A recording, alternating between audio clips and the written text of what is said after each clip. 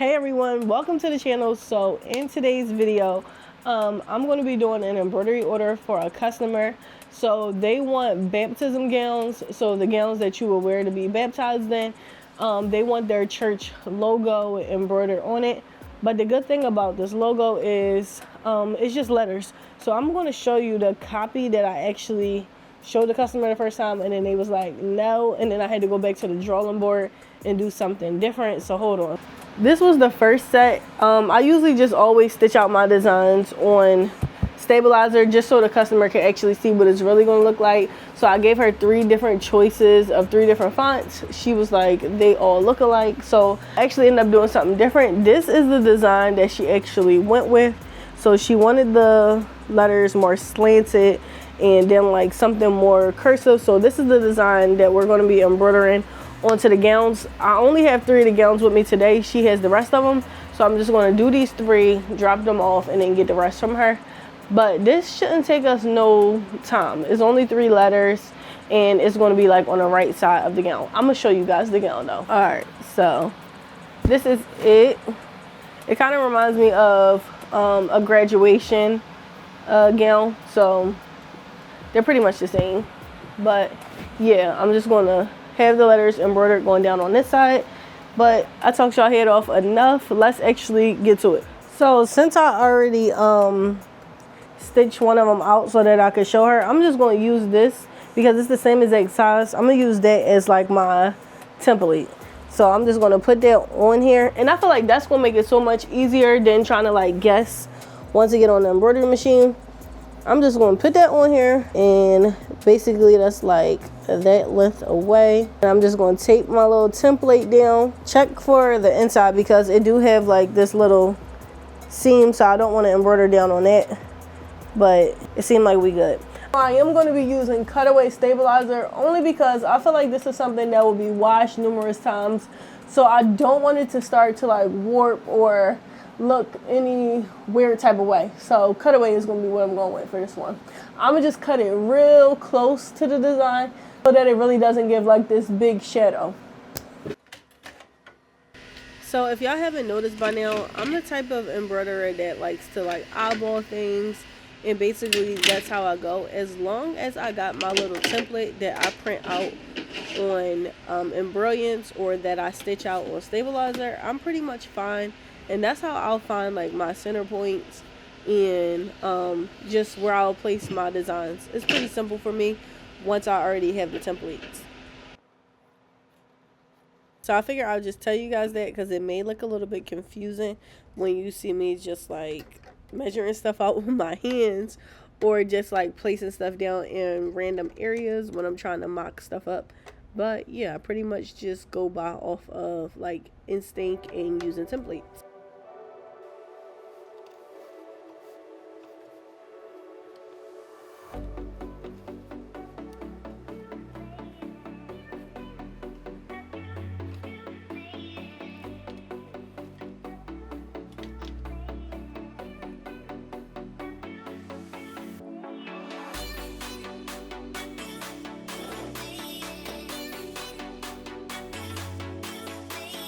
And while it's on here, I'm gonna try to make sure that it's like as straight as possible, just so I don't have no mess ups when it starts to embroider.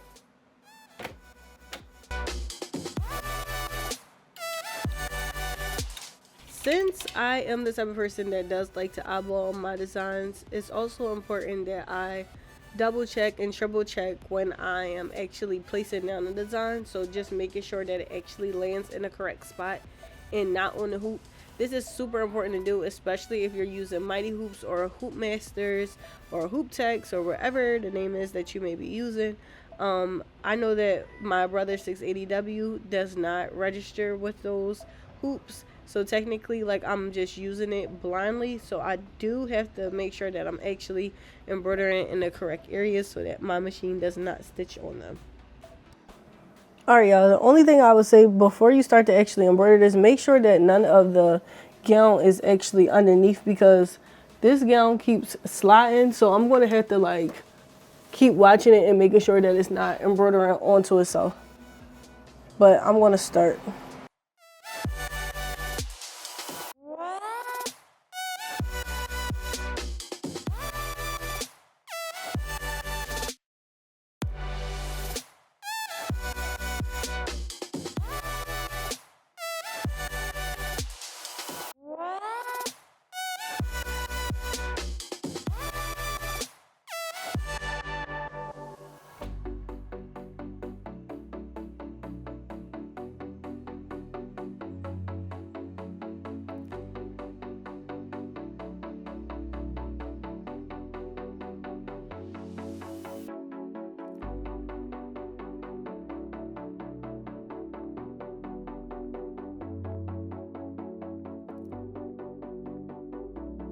All right, y'all, I had to go get some bobbin because this just ran out.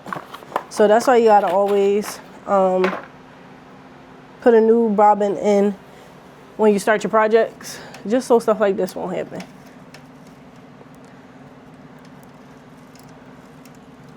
And for this machine, I use the Filtex. They're magnetic bobbins. And a quick tip too, when y'all bobbin run out, go back like a couple stitches, probably like 10 stitches, just so it can start over from there. Don't just press go on the machine again. Actually go back some stitches.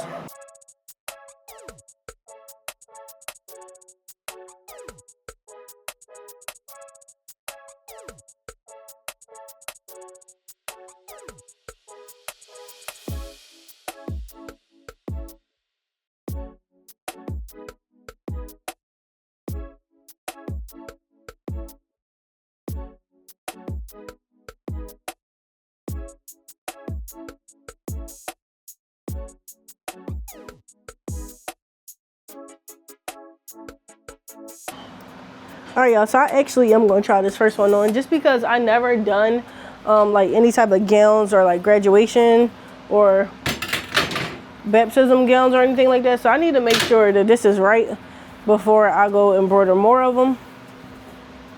But amen. Let's put this on. Let's see what it look like. So it look good to me. I should have cut this just so we can get like a full, I could tuck it in. Yes, yes. All right, so yeah, we can keep on going. This looks good. Let me stop playing in these people's clothes. All right, let's get these other ones hooped up so that we can be done. We only got 2 more.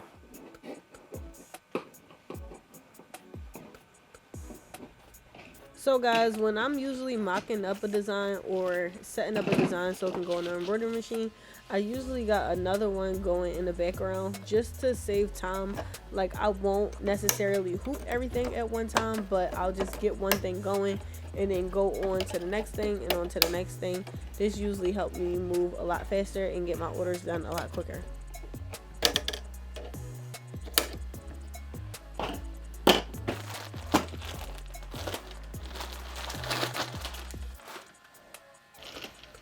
So guys, comment down below what's something that you actually do to save you time when working on like your bigger orders or just orders in general.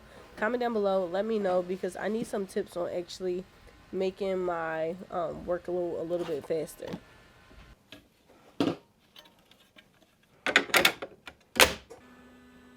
All right, y'all, so I cleaned the other 2 up. I'm going to just show y'all how I'm going to clean this one up. So I don't think I'm going to tender touch them, only because I feel like it's probably going to pull off after a while. Like, this is something that I feel like is going to be heavily washed after people get baptized in it, which should be often. So I feel like it's going to be washed a lot. So I'm just going to cut it and then just trim the threads. And that was another reason why I went with cutaway instead of tearaway, because I feel like this is something that people are going to put in the washing machine a lot. I'm getting rid of as much stabilizer as possible because I don't want it to peek through on the other side of the gown. So I'm just going to trim it like that.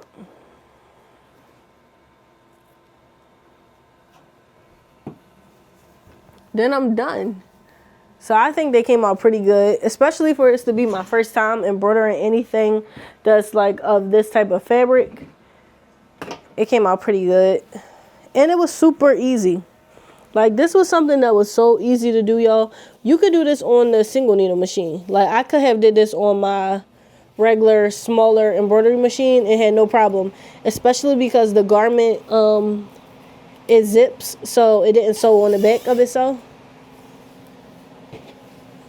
Definitely something that I might start offering in my business now that I know how to do them. This is something that I wasn't even thinking about before. But like I said, this is it, y'all. If y'all have just like a regular embroidery machine, a 4x4, a 5x5, y'all can definitely start offering this type of service because this was very easy, one color. So if you like this video, please give it a thumbs up. You already know what to do. Subscribe to the channel. I'm going to have a lot more custom orders coming up, so guys, stay tuned for that. But I'll see you guys on the next one. Peace.